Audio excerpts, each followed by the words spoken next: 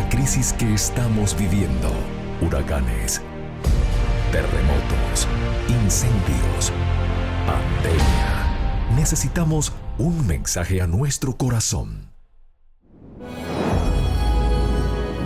Ministerio al pequeño rebaño. Reciban un saludo de parte de su amigo el pastor Miguel Tirado. Hoy vamos a dialogar acerca del capítulo 69 del libro El deseado de todas las gentes. Este capítulo se titula En el monte de las olivas y está basado en el relato que aparece en Mateo capítulo 24, en Marcos capítulo 13 y en Lucas capítulo 21 versos 5 al 28. Y me acompaña Pastor Orlando González. Les invito a inclinar sus rostros para orar. Dios eterno, gracias por la oportunidad de estudiar sobre tu palabra y los eventos que han de tocar nuestras vidas en este día. Pedimos tu bendición y el toque de tu Santo Espíritu. En el nombre de Jesús. Amén. Las palabras de Cristo a los sacerdotes y gobernantes: «He aquí vuestra casa os es dejada desierta», habían llenado de terror su corazón. Afectaban indiferencia, pero seguían preguntándose lo que significaban estas palabras. Un peligro invisible parecía amenazarlos. ¿Podría ser que el magnífico templo, que era la gloria de la nación, iba a ser pronto un montón de ruinas? Los discípulos compartían este pensamiento de mal y aguardaban ansiosamente alguna declaración más definida de parte de Jesús. Mientras salían con él del templo, llamaron su atención a la fortaleza y belleza del edificio. Las piedras del templo eran de mármol más puro, de perfecta blancura, y algunas de ellas de tamaño casi fabuloso. Una porción de muralla había resistido el sitio del ejército de Nabucodonosor. En su perfecta obra de albañilería, parecía como una sólida piedra sacada entera de la cantera. Los discípulos no podían comprender cómo se podría derribar esos sólidos muros. Al ser atraída la atención de Cristo a la magnificencia del templo, ¿cuáles no deben haber sido los pensamientos que guardó para sí aquel que había sido rechazado? El espectáculo que se ofrecía era hermoso en verdad, pero dijo con tristeza: lo veo todo. Los edificios son de veras admirables. Me mostráis esas murallas como aparentemente indestructibles, pero escuchad mis palabras. Llegará el día en que no será dejada aquí piedra sobre piedra que no sea destruida. Las palabras de Cristo habían sido pronunciadas a oídos de un gran número de personas, pero cuando Jesús estuvo solo, Pedro, Juan, Santiago y Andrés vinieron a él mientras estaba sentado en el monte de las olivas. «Dinos», le dijeron, «¿cuándo serán estas cosas? ¿Y qué señal habrá de tu venida y del fin del mundo?» En su contestación a los discípulos, Jesús no consideró por separado la destrucción de Jerusalén y el gran día de su venida. Mezcló la descripción de estos dos acontecimientos. Si hubiese revelado a sus discípulos los acontecimientos futuros como los contemplaba él, no habrían podido soportar la visión.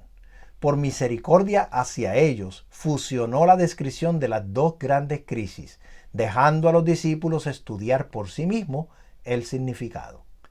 Cuando se refirió a la destrucción de Jerusalén, sus palabras proféticas llegaron más allá de este acontecimiento hasta la conflagración final de aquel día en que el Señor se levantará de su lugar para castigar al mundo por su iniquidad, cuando la tierra revelará sus sangres y no encubrirá más sus muertos.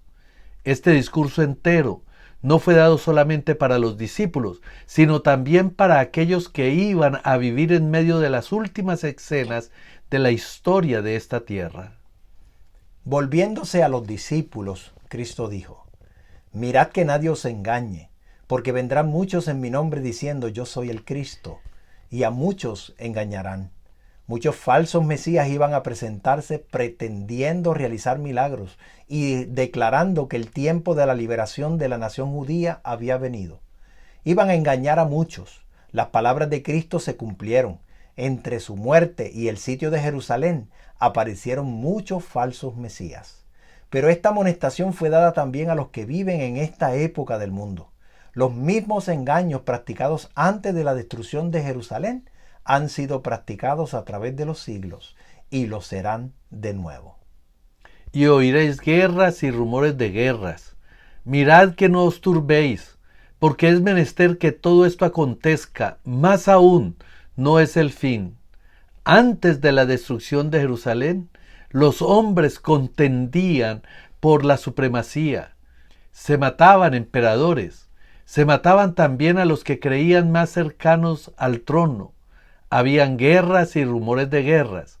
Es menester que todo esto acontezca, dijo Cristo. Mas aún no es el fin, porque se levantará nación contra nación, reino contra reino, y habrá pestilencias, y hambres, y terremotos por los lugares. Y todas estas cosas, principio de dolores. Cristo dijo, a medida que los rabinos vean estas señales, declararán que son los juicios de Dios sobre las naciones por mantener a su pueblo escogido en servidumbre. Declararán que estas señales son indicios del avenimiento del Mesías. No os engañéis, son el principio de sus juicios. El pueblo se miró a sí mismo, no se arrepintió ni se convirtió para que yo los sanase. Las señales que ellos presenten como indicios de su liberación de la servidumbre os serán señales de su destrucción. Entonces os entregarán para ser afligidos, y os matarán, y seréis aborrecidos de todas las gentes por causa de mi nombre. Y muchos entonces serán escandalizados, y se entregarán unos a otros, y unos a otros se aborrecerán. Todo esto lo sufrieron los cristianos. Hubo padres y madres que traicionaron a sus hijos, e hijos que traicionaron a sus padres. Amigos hubo que entregaron a sus amigos al Sanedrín. Los perseguidores cumplieron su propósito, matando a Esteban, Santiago y otros cristianos. Mediante sus siervos, Dios dio al pueblo judío una última oportunidad de arrepentirse. Se manifestó por medio de sus testigos cuando se los arrestó, juzgó y encarceló. Sin embargo, sus jueces pronunciaron sobre ellos la sentencia de muerte.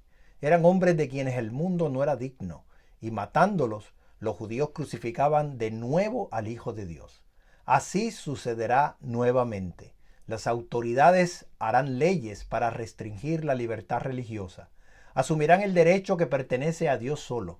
Pensarán que pueden forzar la conciencia que únicamente Dios debe regir. Aún ahora están comenzando y continuarán esta obra hasta alcanzar el límite que no pueden pasar. Dios se interpondrá en favor de su pueblo leal que observa sus mandamientos.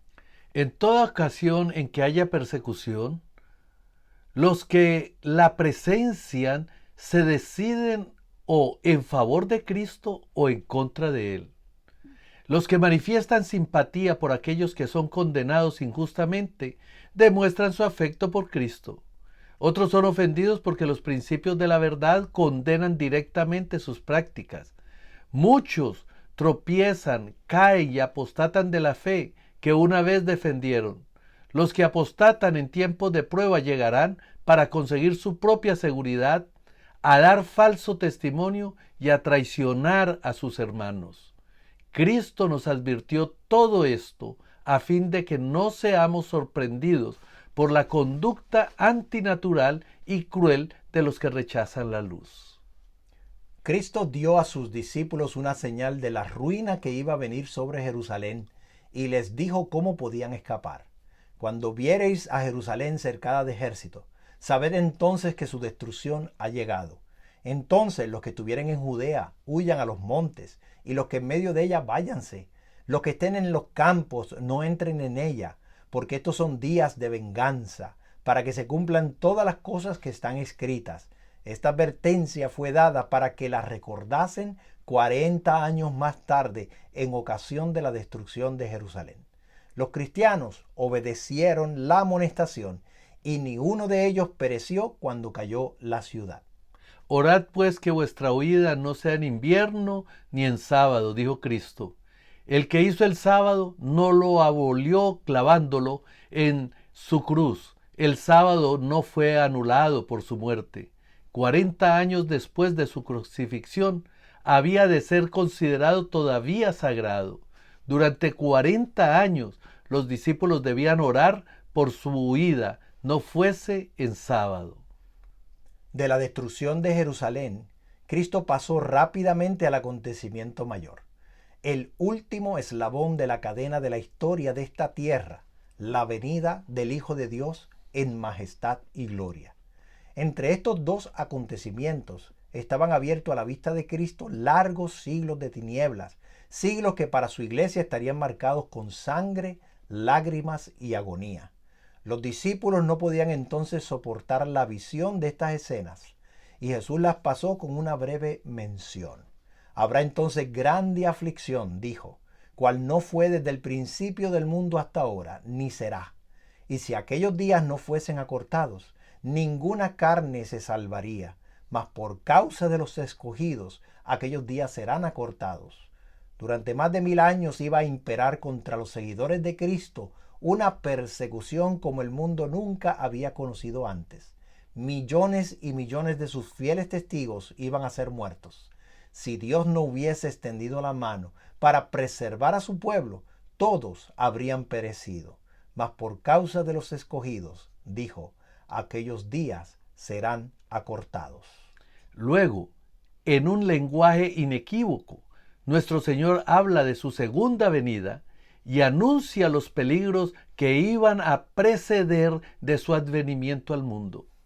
Si alguno os dijere, he aquí está el Cristo, o allí, no creáis, porque se levantarán falsos cristos y falsos profetas, y darán señales grandes y prodigios, de tal manera que engañarán, si es posible, aún a los escogidos.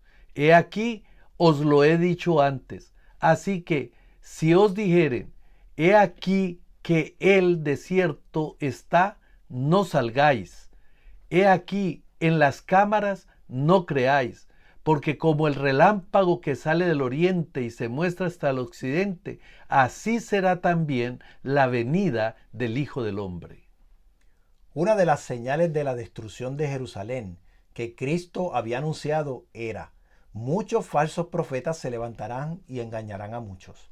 Se levantaron falsos profetas que engañaron a la gente y llevaron a muchos al desierto.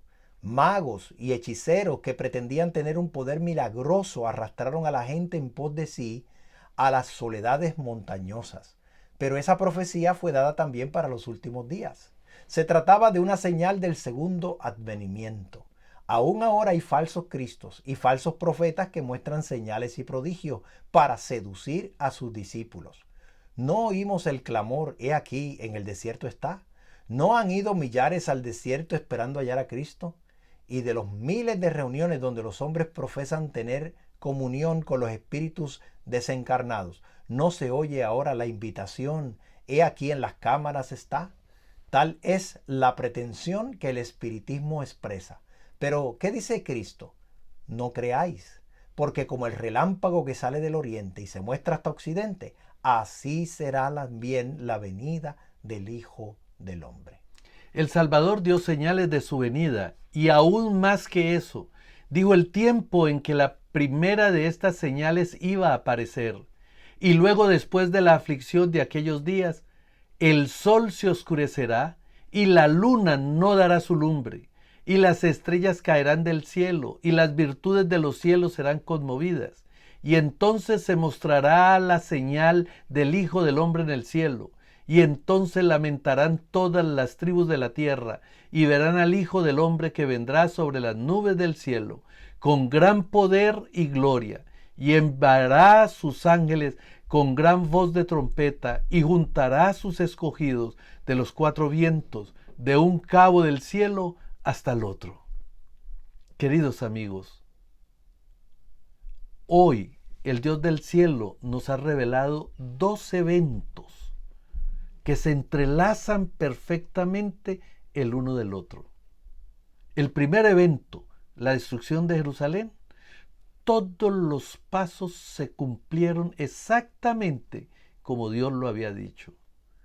En el segundo evento, la venida gloriosa de nuestro Señor Jesucristo, se están cumpliendo también de manera perfecta. Por eso, hoy es el día de encontrarnos con Dios. Hoy es el día de hacer pacto con nuestro Salvador. En breve Él vendrá con poder y con gloria.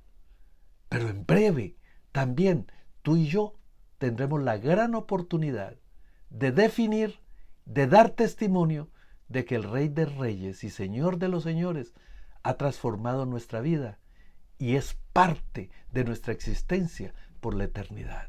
Venid y estemos a cuentas con el Señor. Les invito para orar.